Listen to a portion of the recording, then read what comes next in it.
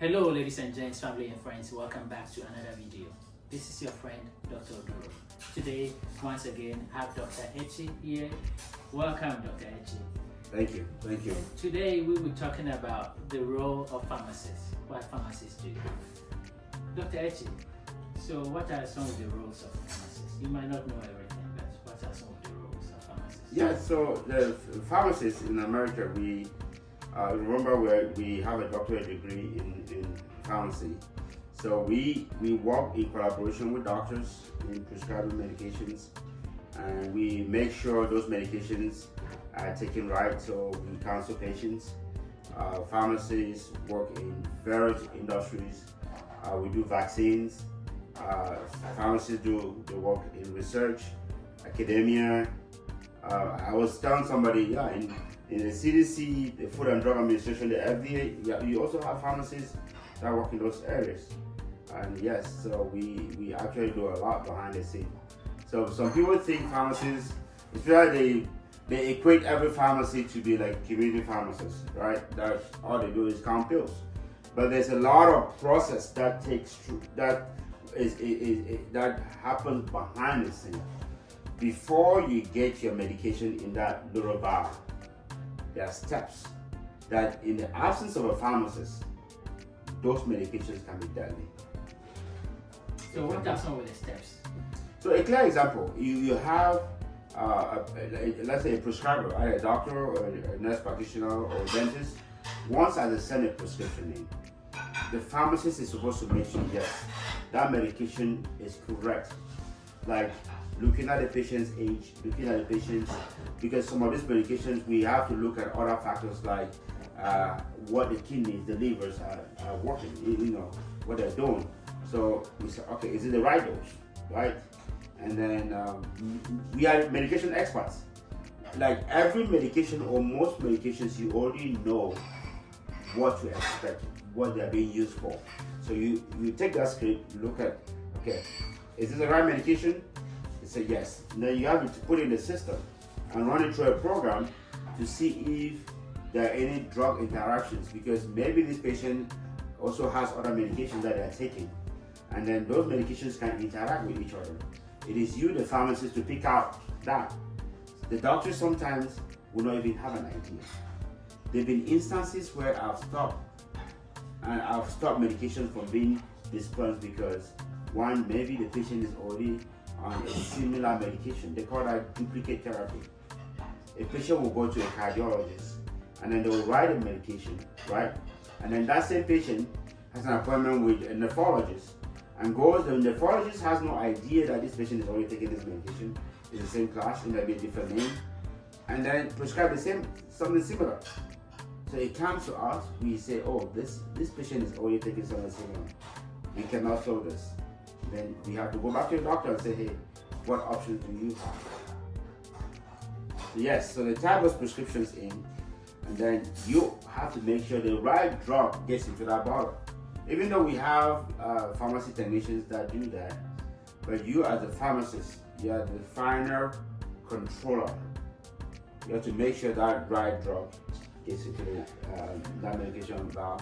You have to make sure the directions are correct. That way, remember, medications with wrong directions are just as bad as wrong medications.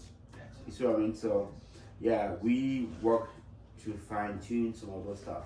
So, Dr. Echi, so as a pharmacist, do you have the power as a pharmacist in the United States or in any other part of the world to say, hey, if the doctor is not going to stop this medication, I'm not feeling this? Do you have that power? Yeah.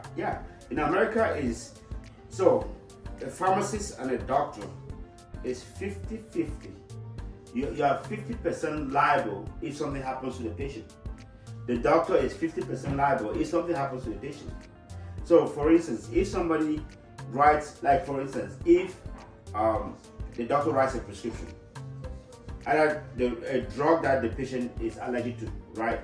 And you, the pharmacist, you don't pick up that allergy interaction, and you hand that prescription, you fill it and give it to the patient, and something happens, you are also liable.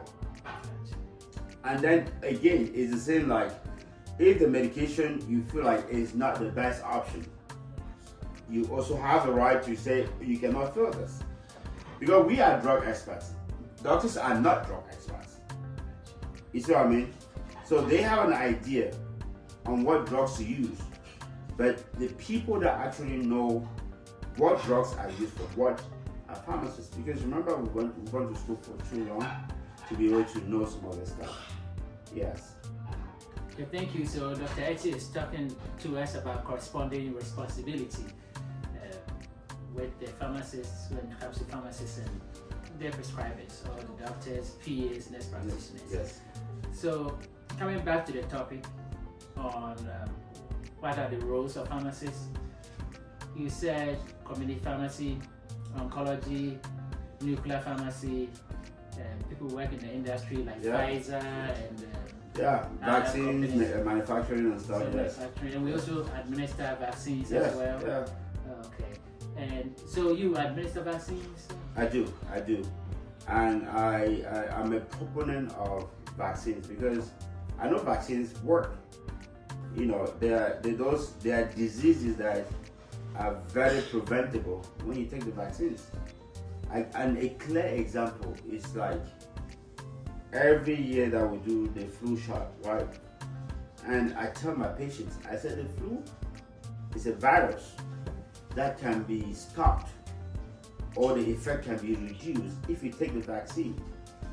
There's a lot of myth out there, which is a topic of a different day, that all vaccines are this, vaccines are that. No, vaccines work. We administer those vaccines. Because remember, not every disease process has a vaccine. Because it's a thorough research that they come out to say, hey, this particular disease process, we may probably create a vaccine. You know, like for instance, the tetanus.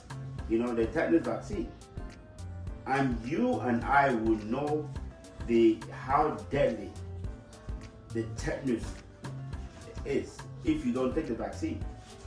That's why you take it, and then after 8 to 10 years, you take another booster to make sure those vaccines, they are in the system to be able to fight any infection, you know, if you get exposed to. Yes, so we do administer vaccines. And community pharmacies are huge proponents of that.